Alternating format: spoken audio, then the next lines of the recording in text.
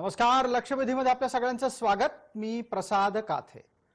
देशभरामध्ये कोरोनाच्या संदर्भात उपचारांची लढाई एका बाजूला सुरू असताना दुसऱ्या बाजूला फेर संसर्गाची नवी प्रकरणं समोर आली आहेत. ही फेर संसर्गाची प्रकरणं सध्याच्या काळात जगामध्ये 12 आहेत. संख्या ऐकायला खूप कमी आहे, वाटायलाही खूप कमी आहे, पण त्यातला चिंतेचा मुद्दा आपल्यासाठी विशेष आहे. कारण त्या 12 पैकी काही प्रकरणं भारतातली आहेत आणि भारतातल्या प्रकरणांचा आकडा महाराष्ट्रासाठी जास्त चिंताजनक आहे. कारण यामध्ये अहमदाबाद मधलं एक प्रकरण आहे तर 2 प्रकरणं ही मुंबईतली आहेत. मुंबई हे आधीच देशाच्या साठी कोरोनाची राजधानी असलेलं शहर बनलंय. त्यात आता फेर संसर्गाचा प्रमाणाचा टक्काही याच शहरातून सुरू होतोय की काय अशी नवी भीती निर्माण झाली आहे. एका बाजूला कोरोना झाला आणि कोरोनातून बरे झालो म्हणजे इतिकर्तव्यता झाली आयुष्याची, अशा प्रकारच्या विषयापर्यंत किंवा समजुतीपर्यंत आपण कार्यरत होतो. कारण तशाच प्रकारचे आंतरराष्ट्रीय मापदंड आपल्याला वेळोवेळी शिकवले जात होते. पण आता ही फेर संसर्गाची नवी भानगड समोर आली आहे.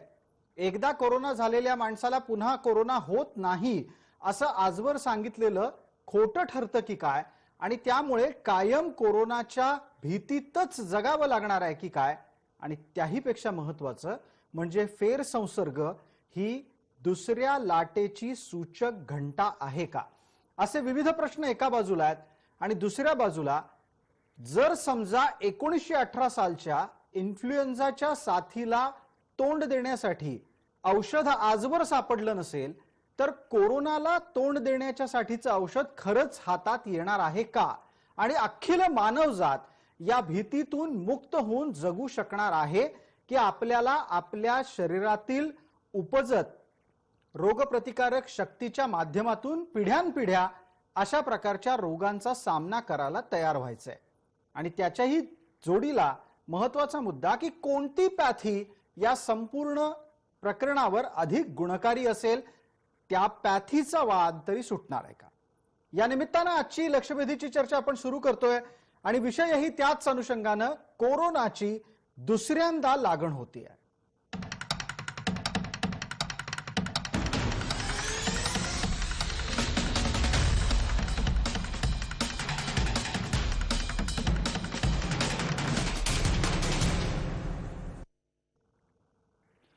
या चर्चेमध्ये आज कसल्याही प्रकारे विषय भरकटू नये किंवा विनाकारण वितंडवाद होऊ नयेत यासाठी आपण चर्चेत राजकीय हस्तक्षेप टाळायचं ठरवलंय. आणि वैद्यकीय क्षेत्रातले तज्ञ या चर्चेमध्ये आपण आमंत्रित केलेत. हे तज्ञ कोण आहेत त्यांचा परिचय आपल्याला पटकन करून देतो. आपण चर्चेला त्यानंतर सुरुवात करूयात. माझ्यासोबत मुंबईच्या स्टुडिओमध्ये IMA महाराष्ट्राचे अध्यक्ष डॉक्टर अविनाश भोंडवे आहेत. आपल्यासोबत आरोग्य विश्लेषक डॉक्टर अमोल अन्नदाते आहेत. वैद्य परीक्षित शेवडे आपल्यासोबत जोडले गेलेले आहेत आणि आपल्यासोबत नागपूरहून डॉक्टर समीर चौधरी आहेत. सर्व मान्यवरांचं आपण स्वागत करूयात. थेट आणि पहिला मुद्दा आपण डॉक्टर भोंडवे सरांना विचारतोय. अविनाशजी, हे फेर संसर्गाचं प्रकरण काय आहे? थेट सरळ सोपा प्रश्न. आपण जे म्हणलात की अशी 12 प्रकरणं आली आहेत, सध्या 12 आली असतील, परंतु अगदी फेब्रुवारी मार्च पासूनच या प्रकारच्या काही गोष्टींची चर्चा होतीये की एकदा कोरोना होऊन गेला आणि तो पुन्हा होतो. याची काही लॉजिकल कारणं आहेत, काही शास्त्रीय कारणे आहेत. लॉजिकल कारणांमध्ये एक असं सांगितलं गेलं होतं की कोरोनाची जी टेस्ट असते ती पूर्णपणे, अगदी RT-PCR टेस्ट सुद्धा पूर्णपणे 100% खरी असते असे नाही. त्याच्यामध्ये काही फॉल्स पॉझिटिव्ह असतात. जर एखाद्या रुग्णाची पहिली टेस्ट जर फॉल्स पॉझिटिव्ह आहे आणि फॉल्स पॉझिटिव्ह नंतर त्याला ट्रीटमेंट दिली गेली आणि तो बरा झाला म्हणून जाहीर केल्यानंतर पुन्हा त्याला लक्षणं दिसायला लागली आणि त्याची टेस्ट केली आणि ती खरोखरची पॉझिटिव्ह आली, हे एक पहिला भाग होता. दुसरा म्हणजे याच्या अगदी बरोबर विरुद्ध, म्हणजे सुरुवातीला ती फॉल्स निगेटिव्ह होती परंतु तो पॉझिटिव्ह म्हणून ट्रीट केला गेला आणि त्यानंतर त्याची टेस्ट पॉझिटिव्ह आली.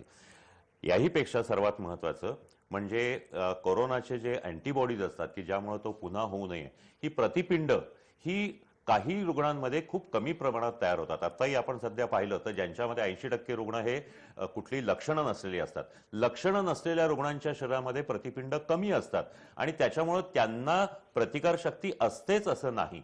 आणि त्याचबरोबर काही रुग्णांमध्ये ही एक अशी शक्यता आहे की कोरोनाचे जसं आपण म्हणालात की इन्फ्लुएन्झामध्ये झालं त्याप्रमाणे त्यांच्या विषाणूमध्ये म्युटेशन होऊ शकतं. या प्रकारे म्युटेशन झालेल्या जर त्या विषाणूचा जर संसर्ग झाला तर पुन्हा म्हणजे आधी एका विषाणूने झाला आणि नंतर अगदी. म्युटेशनने झाला. तर असे अनेक प्रकार याच्यामध्ये आहेत. त्याच्यामुळे यात काही फार असं अघटित अशी गोष्ट नक्कीच नाहीये. अगदी तुमच्या लेखी यात अघटित असं नाहीये, हे वैद्यकशास्त्राला अपेक्षित असं असू शकतं. पण त्याच्यातल्या एक दोन मुद्द्यांना मला स्पर्श करायचा आहे. पहिला, तुम्ही फॉल्स पॉझिटिव्ह, फॉल्स निगेटिव्ह या दोन शब्दांचा वापर केलात. या निमित्तानं आपल्याला प्रश्न स्वाभाविकरित्या मला हा विचारायचा आहे की मग बऱ्याचदा चाचण्यात संशयास्पद आहेत की काय, असा प्रश्न उपस्थित केला तर? चाचण्या संशयास्पद नाहीयेत. हे शास्त्रीयरित्या 100 पेशंट मधल्या 94, 95, 96% पॉझिटिव्ह येतात आणि 4% पेशंट हे निगेटिव्ह येतात. हे जे म्हणजे निगेटिव्ह असूनही पॉझिटिव्ह येतात यांना आपण फॉल्स पॉझिटिव्ह म्हणतो. आणि याच्या विरुद्ध जे असतात की ज्या पॉझिटिव्ह येतात परंतु प्रत्यक्षात निगेटिव्ह असतात, अशा ज्या 4% असतात त्याला आपण फॉल्स निगेटिव्ह असतो. हा जो खेळ आहे, हे संख्या जी कमी आहे ती या पद्धतीची असण्याची शक्यता त्यामुळे जास्ती आहे. आणि हे सर्व प्रकारच्या तपासण्यांमध्ये होऊ शकतं. कुठलीही तपासणी किंवा बहुतांशी सर्व तपासण्या या 100% अगदी अचूक असतातच असं नाही. आणि त्या आत्ता ज्या ज्या पद्धतीने त्याच्यामध्ये सुधारणा होत गेलेली किंवा त्यामध्ये पुन्हा पुन्हा संशोधन होऊन त्याच्यामधले जे दोष आहेत ते काढले जातात आणि हळूहळू ती पूर्णत्वाकडे किंवा अगदी योग्य 100%च्या दिशेने वाटचाल करत असते. अगदी, म्हणजे दिवसागणिक कोरोनाची लढाई ही अद्ययावत होत चाललेली आहे. पण तरीही लोकांवर काळजी घेण्याची जबाबदारी कमी होत नाही. आपल्याला पुढचा प्रश्न डॉक्टर अमोल अन्नदातेंना विचारायचा आहे. अमोलजी, सिरो सर्व्हेचे टप्प्याटप्प्याने निकाल येत जात आहेत, सातत्यानं त्याच्यातनं काही ना काहीतरी बाहेर पडतंय. या सिरो सर्व्हेच्या माध्यमातून एक गोष्ट समोर आली की बऱ्याच ठिकाणी लोकांना कोरोना होऊ नाही गेला, लोक कोरोनातून बरी आपल्या बळावर झाली. म्हणजे स्वबळावर सत्तेत यायचं राजकारण्यांचं स्वप्न असतं, तसं लोक स्वबळावरच कोरोनातून बरी झाली. याच संदर्भाने मला विचारायचंय की हे जे स्वबळावर बरं होणं घडलं, त्या प्रकारानं पुढे भविष्यात जाऊन निष्काळजीपणामुळे कोरोनाची दुसऱ्यांदा लागण असं काही होऊ शकतं? प्रसाद जी अगदी योग्य आहे. आपण आधीपासून सांगतोय, सिरो सर्व्हेलन्सचे मुंबईचे जे निकाल आपण मागे बघितले तर जवळपास 53% हे झोपडपट्टी आणि कच्ची घरं जिथे होती तिथे हे पर्सेंटेज होतं. 18% हे पक्की घरं म्हणजे फ्लॅट्स आणि थोड्याशा अर्बनायझेशन किंवा उच्च मध्यम वर्गाच्या पुढच्या लोकांमध्ये हे प्रमाण होतं.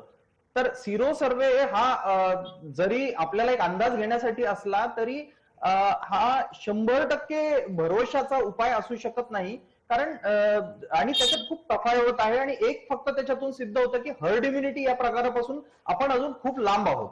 आता तुमचा दुसरा प्रश्न तुम्ही जो विचारला की एक लक्षात घ्या की एकदा कोरोना झाला म्हणजे तुम्ही जे म्हटले की त्या हिंदी चित्रपटामध्ये जसं तो एक गन हातात घेऊन एक गोळी असलेला फिरवतो आणि तो डोक्याला लावतो आणि त्यात मग तो वाचला तर वाचला, असा जो प्रकार आहे, तर आपल्याला एकदा आता मला होऊन गेलं म्हणजे संपला बाबा आता माझा विषय, असं या नव्हे तर कुठल्याच आजाराच्या बाबतीत नसतं. काही कांजणे आणि गोवर असे काही छोटे मोठे आजार जर म्हणजे हे जुने आजार जर सोडले तर इन्फेक्शियस डिसीजेस. आता पहिल्यांदा जरी कोविड झाला तरी तुम्ही हॉस्पिटलमध्ये बाहेर पडतानाही तुम्हाला इतरांना तुम्ही संसर्गित करू नये म्हणून आणि तुम्हाला परत संसर्ग होऊ नये म्हणून तुम्हाला ज्या 3 बेसिक मूलभूत गोष्टी आम्ही सांगतोय की तुम्ही सतत मास्क वापरा, 6 फुटाच्या पेक्षा जास्त एकमेकांपासून अंतर ठेवा आणि तुम्ही हात धुवा जर तुम्हाला आणि नाकाला आणि तोंडाला हात लावू नका. या ज्या 3 गोष्टी आहेत याची कास तुम्ही कोरोना असू द्या किंवा नसू द्या, कोरोना रिइन्फेक्शन झालेला असू द्या, तुम्ही गरीब असा किंवा श्रीमंत असा, काही असा, तुम्हाला हे सोडता येत नाही हे सांगणं खूप महत्वाचं आहे. कारण अनेक जण मी बघतोय हॉस्पिटलला येतात की अरे तुम्ही मास्क नाहीये, तर ते सांगतात सर कोरोनातून सुटलो मी, आता मला कोरोना, आता मी कशाला मास्क वापरू. याच्यासाठी हे महत्वाचं आहे. आणि कोरोना आणि डॉक्टर अन्नदाते, ही जी काही वृत्ती लोकांमध्ये आहे, एका बाजूला बेजबाबदारपणा आहे आणि दुसऱ्या बाजूला ओव्हर स्मार्ट, अशा पद्धतीची 2 माणसं आपल्याला दिसत आहेत. मला कोरोना होऊन गेलाय, मी बरा झालेलो आहे, म्हणजे आता जणू काही अमरत्वाचा पट्टाच आपल्याकडे आलेला आहे, अशा भावनेनं लोक वागतात. दुसरा एक त्याला जोडून मुद्दा सांगतो, बरे झालेले बरेच जण हे बरे झाल्याच्या नंतर नीटशी विश्रांती पण घेत नाहीयेत. डॉक्टर अमोल हो नराटे. आता हा बरे झालेल्यांसाठी 2-3 महत्वाचे मुद्दे जे मी गेल्या 3-4 महिन्यात अनुभवल्याचे सांगतो की एक प्रोलॉंग्ड कोविड नावाचा एक प्रकार आहे. तुम्ही तुमच्या मित्रांमध्ये प्रसाद जी ऐकला असेल की कोविड हा 14 दिवसांचा आजार असला तरी तो फक्त एक त्या वेळेचा फटका असतो मारलेला. त्याचे जे आफ्टर इफेक्ट्स असतात ते किमान 2 ते 3 महिने राहतात. हे इफेक्ट्स फक्त फिजिकल लेवलवर नाही, शारीरिक पातळीवर नाही, माझ्याकडे अनेक डिप्रेशन मध्ये 1.5-2 महिने राहिल्याचं गेल्याचे अनेक किस्से आपले पत्रकार मित्रांमध्ये तुम्ही पण ऐकले असतील. तर 2 ते 3 महिने हे शरीरावर होणारे परिणाम आहेत. काही पायऱ्या चढल्या की श्वास धाप लागणं आहे, हे खूप कॉमनली दिसलं जात आहे. आणि म्हणून मीच पुढच्या मुद्द्याकडे घेऊन येतो की मी असं म्हणतो की आयसीयू मध्ये ऍलोपॅथी आणि आयसीयूतून बाहेर पडलात आणि आयसीयूच्या आधी आणि आयसीयूतून बाहेर पडलात की आयुर्वेद आणि होमिओपॅथी या गोष्टींचे उत्तम रिझल्ट. म्हणजे आपल्याकडे माझं असं म्हणणं आहे की परीक्षित जी इथे आहेत आयसीयूतून बाहेर पडल्यानंतर आयुर्वेदाचे जे प्रोटोकॉल्स आहेत ना ते इतके उत्तम आहेत. आणि हे औषधं मी स्वतःही माझ्या कॉलेजमध्ये असू द्या, हॉस्पिटलमध्ये मी ऍलोपॅथीचा एमबीबीएस एमडी असूनही मी सांगतो की हे वापरायला पाहिजे. अच्छा, आता या ऍलोपॅथी आणि आयुर्वेदाच्या म्हणजे ऍलोपॅथी आणि आयुर्वेदाच्या परंपरागत संघर्षामध्ये इतक्यात लवकर नको जायला. फक्त मी परीक्षित शेवडेंकडे त्या निमित्तानं पुढे जातो आणि एक वेगळा मुद्दा त्यांच्या समोर ठेवतो. आपण पॅथीचा वाद निश्चितच या चर्चेमध्ये घेणार आहोत. पण परीक्षित शेवडे, आपण डोंबिवली सारख्या भागामध्ये रुग्णसेवा करता आहात. एक निरीक्षण आणखीन समोर येत आहे आणि कोरोनाच्या फेरसंसर्गाच्या निमित्तानं हे समोर यासाठी घ्यायला हवं की बरीचशी माणसं ही जसजसा काळ जातोय तसतसा कोरोनाची लागण झाल्याची माहिती देत नाहीयेत. परिणाम स्वरूप अनेक लागण न झालेले किंवा लागण होऊन गेलेले हे त्या संसर्गामुळेही बाधित होण्याची शक्यता आहे. या माणसांच्या मनातली भीती कशी काढता येणार आहे ज्यांना झालेला आहे कोरोना आणि सांगायचा नाहीये?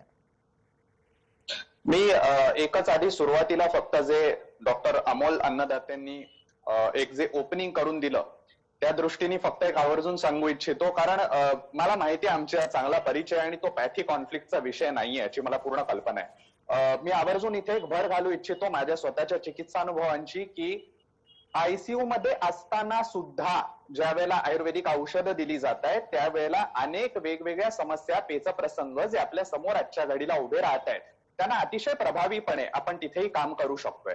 आता मी येतो तुमच्या मुद्द्याकडे प्रसादजी की ज्या वेळेला तुम्ही म्हटलं की ही गोष्ट खरीच आहे की या सगळ्या प्रसंगांमध्ये अनेकदा हिस्ट्री लपवली जाते किंवा आणि हे सगळे पेच हे गेले 6 महिने सगळेच जण फेस करतोय की अगदी कितीही डिटेल केस हिस्ट्री घेण्याचे प्रयत्न केले तरी सुद्धा ट्रॅव्हल हिस्ट्री अनेकदा लपवली जाणं किंवा आधी कोविड होऊन गेला आहे किंवा नाही याच्याबद्दल न बोलणं, आउट ऑफ सोशल स्टिग्मा. आणि त्यामुळे खरं म्हणजे समाज माध्यमांचंच काय, आम्हा डॉक्टरांचं काय, आपल्या सगळ्यांचं आणि समाज म्हणून मुळात आपल्या सगळ्यांचंच हे कर्तव्य आहे की असं कुठल्याही पद्धतीने आपण फार पूर्वीपासून एक गोष्ट ऐकत आलोय बघा की आपला सीए, आपला वकील आणि आपला डॉक्टर यांच्यापासून काही लपवू नका, तर ते तुम्हाला जास्त चांगल्या पद्धतीने मदत करू शकतील. आणि त्याच पद्धतीने मला असं वाटतं की कुठल्याही प्रोफेशनल कडे जात असताना आता लोकांनी सामाजिक जबाबदारी म्हणून, कारण शेवटी कसं आहे बुमरँग हे आपण एका बाजूने करत असताना आपल्यावरही उलटू शकतं आणि त्यामुळे ही जबाबदारी जर आपण पाळली प्रत्येकाने तर मला वाटतं की हे प्रश्न तुलनेमध्ये हाताळणं हे इथून पुढे सोपं होईल. अगदी अगदी आपण जसं म्हणालात की रोग उलटू शकतो या बाबतीतली जबाबदारी ही संबंधित रुग्णाची सर्वाधिक आहे. आणि कोरोनाच्या बाबतीत जागतिक पातळीवरून ज्या ज्या प्रकारच्या सूचना येतात त्या सूचनांचं प्रत्येक देशात होणारं भाषांतर, रूपांतर आणि प्रसारण या तिन्हीतला घोळ हा नक्की कोरोनाशी सामना कसा करायचा हा देश पातळीवर वेगळाच प्रोटोकॉल तयार करतोय.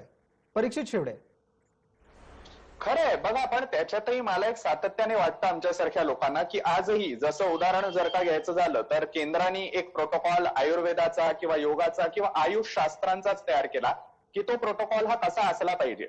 आता महत्वाची गोष्ट अशी आहे की आपण एकमेव असे देश आहोत की जिथे आयुष सिस्टम ही एक्झिस्ट करते आणि त्यावेळेला त्याच्यावरती WHO काय सांगतंय किंवा अन्य कोणी काय सांगतंय. बरं, WHO परवानगी नाकारलेली नाहीये बरं का. ऑफ लेबल मेडिसिनचा यूज हा राईट फ्रॉम बिगिनिंग WHO सांगतंय सिन्स इट इज पॅन्डेमिक. आणि मग अशा परिस्थितीमध्ये आपण केवळ पूरक अशा पद्धतीने न बघता आयुष पॅथीज कडे सुद्धा आपण तेवढ्याच विश्वासाने बघणं गरजेचं आहे आणि शेवटी जिथे ज्याच्यामुळेही आत्ताला फायदा होईल असं आम्ही सगळ्यांनी एकत्रितपणे हातात हात मिसळून काम करणं आत्ताला गरजेचं आहे. Because it's a war to be fought. आणि त्या परिस्थितीमध्ये पॅथी कॉन्फ्लिक्ट तर दूरच राहिला हो, उलट जास्तीत जास्त सुसंवाद साधून जे प्रोटोकॉल केंद्रात घातले ते आणि राज्यातले, कारण राज्यातला पुन्हा आयुषचा प्रोटोकॉल वेगळा सांगेल, केंद्रातलं वेगळं सांगेल, असं हा विसंवादही नाही चालणार आपल्या. तो आपल्याला आता परवडणाऱ्यातला नाहीये. त्यामुळे लोकांना ठरवू देत की जसा मी एकच फक्त मुद्दा म्हणतो इथे प्रसादजी, की जसा संविधानाने आपल्याला 21व्या कलमा अंतर्गत बेसिक मूलभूत जो हक्क दिलाय की आपल्याला आपली आरोग्य शाखा निवडता येते रुग्णाला, तो आत्तालाही आहे याची जाणीव रुग्णांना करून देणं आणि त्यांनी त्यांच्या पद्धतीने ती निवडणं हा त्यांच्या अभिव्यक्ती स्वातंत्र्याचा प्रश्न. ठीक आहे, अगदी. डॉक्टर समीर चौधरींसाठी पुढचा प्रश्न असा आहे, डॉक्टर अविनाश भोंडवे यांच्याकडून थोड्या वेळापूर्वी एका महत्वाचा मुद्दा मांडला गेला, त्या मुद्द्याला अनुषंगाने मी प्रश्न आपल्याला विचारतोय. डॉक्टर चौधरी, डॉक्टर भोंडवे म्युटेशनच्या बाबतीत बोलले, याचा अर्थ विषाणूचा विकास स्थानिक पातळीवर स्थानिक परिस्थितीत होऊन तो अधिक प्रभावी होणं. मला वाटतं डॉक्टर भोंडवेजी मी चुकीची व्याख्या करत नसेल. नाही, आणि जर काही शास्त्रीय व्याख्या असेल तर ती पण आपण मांडा. विषाणूच्या अंतर्गत रचनेमध्ये बदल होतो, त्याच्यामध्ये जो त्याचा RNA चा सिक्वेन्स असतो हे असतो, त्याच्यामध्ये बदल होतो, त्याच्यामुळे त्याचे गुणधर्म बदलतात आणि तो स्थानिक परिस्थितीला जुळवून घेत अधिक प्रभावी होण्याचा प्रयत्न करतो, असंही म्हणता येऊ शकतं. असं नाही म्हणता येणार. तो बदलतो आणि त्याचे गुणधर्म बदलतात, त्याच्यामुळे ज्या भागात तो तसा असेल त्या भागामध्ये त्या पद्धतीचा आजार हा पुढे डेव्हलप होत जातो. ठीक आहे. डॉक्टर समीर चौधरी यांना आपण एक प्रश्न विचारतोय त्या निमित्तानं. डॉक्टर चौधरी, आपल्यापर्यंत अशा प्रकारे म्युटेशन होऊन संसर्ग होत असल्याची कुठली प्रकरणं आली का? हा प्रश्न नागपूरच्या एका डॉक्टरला विचारणं यासाठी गरजेचं आहे, कारण एक तर राज्याची उपराजधानी आहे, तिथे वेगानं प्रसार सुरू आहे आणि आताच्या काळात तिथे प्रसार कमी होत असल्याची माहिती कागदावर समोर येते. डॉक्टर चौधरी,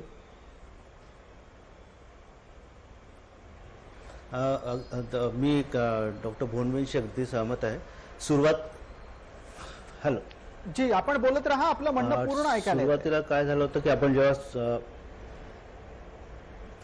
सुरुवातीला आपण ऐकलं, पेपरमध्ये ऐकलं होतं, बातम्यांमध्ये ऐकलं होतं की हे जे त्यांचं म्युटेशन होत आहे ते खूप फास्ट होत आहे आणि आपण ऐकलं असेल की 30 प्रकारे ते व्हायरस जे आहे त्यांचे आपलं 30 प्रकारे रूप बदललं आहे.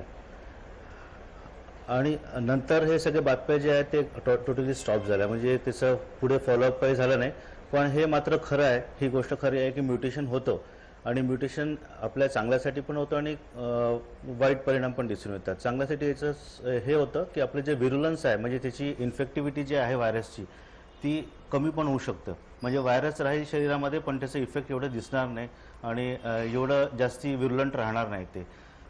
तसं एक उदाहरण द्यायचं म्हणजे आपण मागे काही वर्ष पहिले H1N1ची लागवड झाली होती, स्वाईन फ्लूची, आणि त्याच्यामध्ये असं आढळलं की कालांतराने त्याचं म्युटेशन होत गेलं आणि नंतर मग आपल्याला असं लक्षात आलं की काही दिवसांनी, काही म्हणजे नेक्स्ट इयरमध्ये त्याचं व्हिरुलन्स एकदम कमी झालं. आणि हेच कारण आहे की इफेक्टिव्हली आपण याच्यावर वॅक्सिन नाही तयार करू शकत. म्हणजे एक पर्टिक्युलर स्ट्रेनसाठी आपण वॅक्सिन जर तयार केला तर मे बी नेक्स्ट इयर ते वॅक्सिन आपल्याला कामात नाही पडणार. म्हणून वॅक्सिन बनण्यात एवढा अपयश येऊन राहिला किंवा अजूनपर्यंत कुठलीही कंट्री सक्सेसफुली वॅक्सिन बनवू शकली नाही. डॉक्टर चौधरी, या निमित्तानं मग एक पुढचा प्रश्न आपल्याला असा की नागपूर मधला तुमचा अनुभव काय आहे? रुग्णांना सेवा देत असताना तिथे जे जे रुग्ण तुमच्या समोर आले त्या रुग्णांची कोणती लक्षणं तुम्हाला दिसली आणि फेरसंसर्गाचा साधारण अंदाज तुम्हाला नागपूर परिसरात कधी आला? मी वारंवार नागपूरचा उल्लेख यासाठी करतो कारण त्या निमित्तानं वेगळा भौगोलिक प्रदेश काय माहिती देतोय ते आपण प्रेक्षकांपर्यंत पोहोचवू शकू.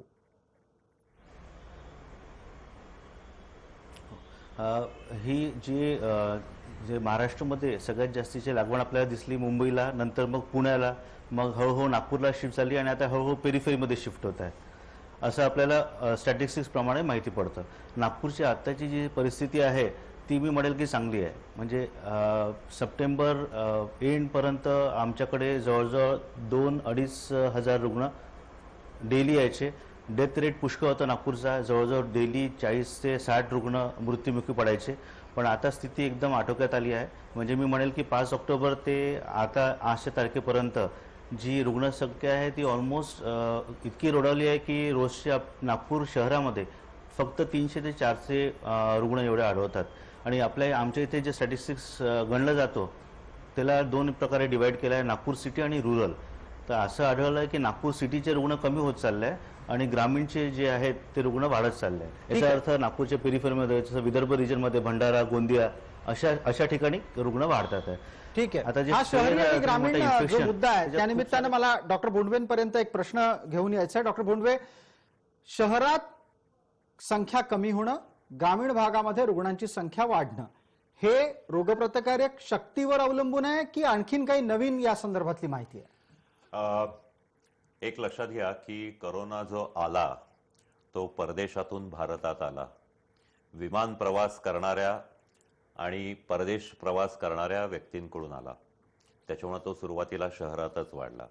ह्याची जी स्टेज 1 होती ती परदेशातून आलेल्या भारतीयांना त्याची लागण झाली. त्यानंतर मग तो आपल्या शहरांमध्ये असताना तो शहरांमधल्या इतर व्यक्तींना झाला. त्याच्यामुळे व्यक्तींपासून व्यक्तींना होत गेला. ज्या वेळेला जर तुमच्या लक्षात आलं तर जूनमध्ये ज्यावेळेला लॉकडाऊन थोडंसं हे केलं आणि जे परप्रांतीय मजूर आणि इतर लोक परराज्यात गेले, त्याचप्रमाणे महाराष्ट्रामध्येही अनेक म्हणजे मुंबईतून कोकणामध्ये किंवा विदर्भामध्ये, मराठवाड्यांमध्ये जे लोक गेले त्यांच्याबरोबर हा आजार पसरला. त्याच्यामुळे तिथं एकतर लागण सुरुवातीला खूप उशिरा झाली. मी तुम्हाला एकदम अगदी खात्रीदायकरित्या सांगतो की आमचे रत्नागिरीचे जे डॉक्टर्स आहेत किंवा काही विदर्भातल्या काही भागातले आहेत तिथे मे महिन्यापर्यंत अजिबात कोरोनाची रुग्ण नव्हते. परंतु त्यानंतर ते वाढत गेले. हा संसर्ग हा शहरातून हे झाला, दुसरीकडे झाला, बाहेर गेला आणि त्यानंतर हा आपण दुसऱ्यातून तिसऱ्या टप्प्यामध्ये गेलो की सगळ्यांपासून सगळ्यांना व्हायला लागला. तर हे जे आहे ह्याचं म्हणजे शहरामध्ये आधी आला, त्याच्यामुळे तो शहरामध्ये वाढला. त्यानंतर तिथे जे काही उपचार झाले किंवा प्रतिबंधक उपाय केले गेले त्यामधून तो तिथं कमी व्हायला लागला. परंतु त्याच काळात ग्रामीण भागामध्ये तो वाढत गेला. याचबरोबर दुसरी एक गोष्ट अशी आहे की ग्रामीण भागामध्ये तो मोठ्या प्रमाणात वाढत गेला.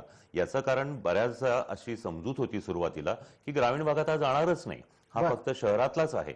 पण मग शहरात कमी होतोय ही आकडेवारी कागदावर आहे की वस्तुस्थितीतली? ही वस्तुस्थिती आहे की आता असं आहे की शहरामध्ये सुद्धा तुम्हाला सांगतो की पुन्हा 2 प्रकार आहेत. आपण हे ग्रामीण भागाचं हे करू की ग्रामीण भागामध्ये दुसरी गोष्ट म्हणजे आजाराचे प्रतिबंधक उपाय जे आहेत त्याच्याकडे फारसं लक्ष दिलं गेलं नाही.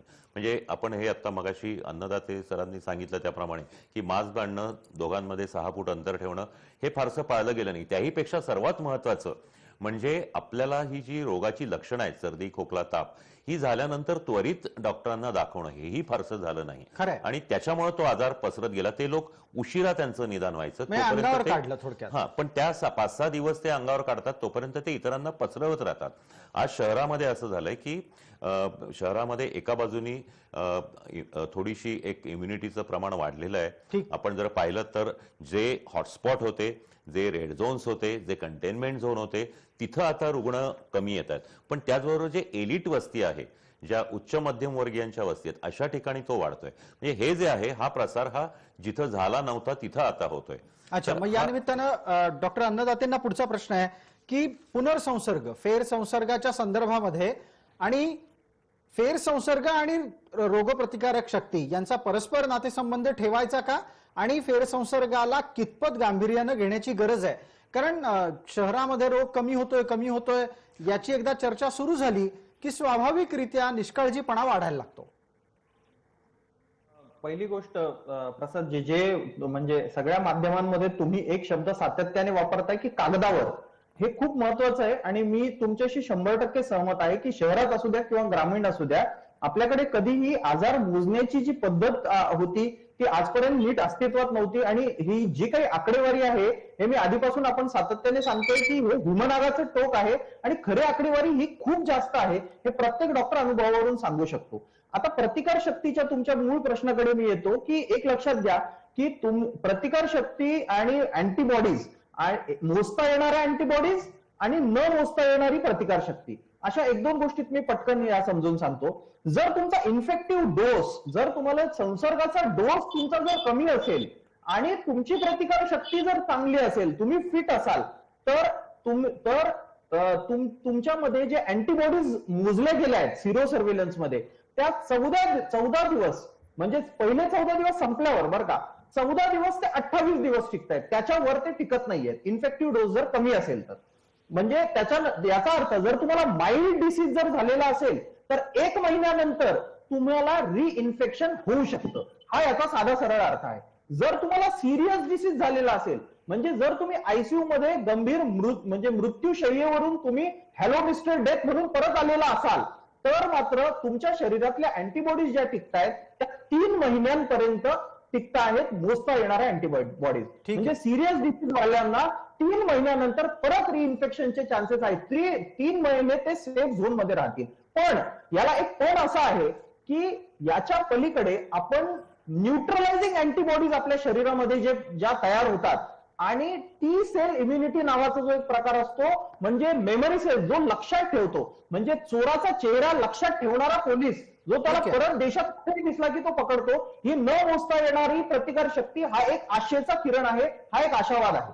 पण तरी रिइन्फेक्शन हे सिरियसली घ्यावंच लागेल आपल्याला, कारण प्रसादजी शेवटचं सांगतो की रिइन्फेक्शन मध्येही सिरियस होऊन मृतावस्थेपर्यंत गेलेले मृत्यूशय्येवर गेलेले काही रुग्ण आहेत, हे आपल्याला मान्य करावं लागेल. अगदी परीक्षित शेवडे, आपण जेव्हा जेव्हा कोरोनाची चर्चा करतो त्या वेळेला आधीपासून एखादा रोग असलेला व्याधी असलेला रुग्ण हा कोरोनाच्या संसर्गात येऊन अधिक स्वतःची तब्येत खराब करून घेतो किंवा दुर्दैवानं तशी परिस्थिती त्याच्यावर येते हे सांगत आलेलो आहोत.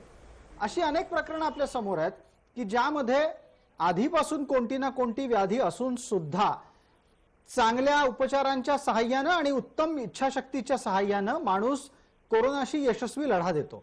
तो यशस्वी लढा देऊन जेव्हा बाहेर पडतो त्यावेळेला फेरसंसर्गाची शक्यता टाळण्यासाठी जुना एखादा व्याधीचा भार असलेल्यांनी काय केलं पाहिजे? एक सगळ्यात महत्वाची संकल्पना या ठिकाणी जी आयुर्वेद सांगतो, पूर्वीपासून सांगत आलाय की जी व्याधी क्षमत्वाची आहे. आणि म्हणून जो तुम्ही मुद्दा मांडलात की खरं म्हणजे कोमॉर्बिड असलेले जे लोक आहेत त्यांनी विशेष करून जास्त काळजी आधीपासूनच घेणं. उदाहरणार्थ मुळात आपला जोही कुठला डिसीज हा आधीपासूनचा आहे, नोन कंडिशन जी आहे हेल्थ कंडिशन, ती आपण जीही औषध आधीपासून घेताय ती नियमितपणे घेऊन आटोक्यामध्ये ठेवणं ही एक पहिली पायरी त्याच्या दृष्टीने आहे. याच्याच बरोबरीने आयुर्वेदाचा एक अतिशय महत्वाचा असलेला अंग ज्याला आम्ही अपुनर्भव किंवा रसायन चिकित्सा असं म्हणतो, की मगाशीच जसं डॉक्टर अमोल अन्नदाते म्हणाले की पुढे जवळपास 1 ते 2 महिने कित्येक याचा प्रोलॉंग कोविड जो इम्पॅक्ट आपण सध्याला वेगवेगळ्या जर्नल्स मधूनही स्टडी केला जातोय, पेपर्स येत आहेत आणि वेगवेगळ्या ऑर्गन्सचे त्याच्यामध्ये इन्व्हॉल्वमेंट आहे हे समोर येत आहे. या सगळ्या परिस्थितीमध्ये थोडक्यात अगदी सामान्य भाषेत सांगायचं झालं तर अवयवांची झालेली झीज, आणि ही मी केवळ शारीरिक म्हणत नाहीये, मानसिक पातळीवर देखील, कारण कित्येक रुग्णांमध्ये मानसिक लक्षणं खूप मोठ्या प्रमाणामध्ये याच्यानंतर दिसून येत आहेत. आपण त्याच्याही बाबतीमध्ये चर्चा करणं आणि तिथे जिथे गरज काउन्सिलिंगची आहे तिथे काउन्सिलिंगच्या दृष्टीने ते बघणं, किंवा जिथे आयुर्वेदातल्या सत्वावजय चिकित्सेसारख्या चिकित्सेची गरज आहे त्या पद्धतीने ते हाताळणं, आणि ज्या पद्धतीची औषधं ज्या चिकित्सेची औषधं त्याच्यानुसार घेत असतो. मात्र हा एक प्रामुख्याने विचार तिथे करणं आपल्याला इन्फेक्शन होऊन गेल्यानंतर किंवा सो कॉल्ड आपण इन्फेक्शन मधून बरे झालेलो आहे अशा फेज मध्ये ज्या वेळेला आहे, मी सो कॉल्ड याकरता म्हणतोय कारण सिस्टमिक इन्व्हॉल्वमेंट ही कुठे ना कुठेतरी चालू राहिलेली आहे किंवा काही त्याचे इम्पॅक्ट हे पुढे देखील आहेत. ठीक आहे. त्या ठिकाणी रसायन चिकित्सेची जोड ही अतिशय महत्वाचा असलेला मुद्दा असतो. बर, एक छोटी जाहिरातीची विश्रांती पटकन घेतोय, लवकरच परत येऊ या लक्षवेधीच्या पुढच्या चर्चेमध्ये. आणि त्यावेळेला आपल्याला चर्चा एका वेगळ्या मुद्द्याची पण करायची आहे की ज्या एका हाताला फेरसंसर्गाची भीती आहे आणि दुसऱ्या बाजूला टाळेबंदीचा खेळखंडोबा आहे आणि तिसऱ्या टप्प्यामध्ये लशीची वाट पाहण्याचे कालावधी किंवा त्याचा दिवस वाढत चाललेला आहे. लक्षवेधीच्या पुढच्या भागामध्ये त्याच संदर्भातली चर्चा.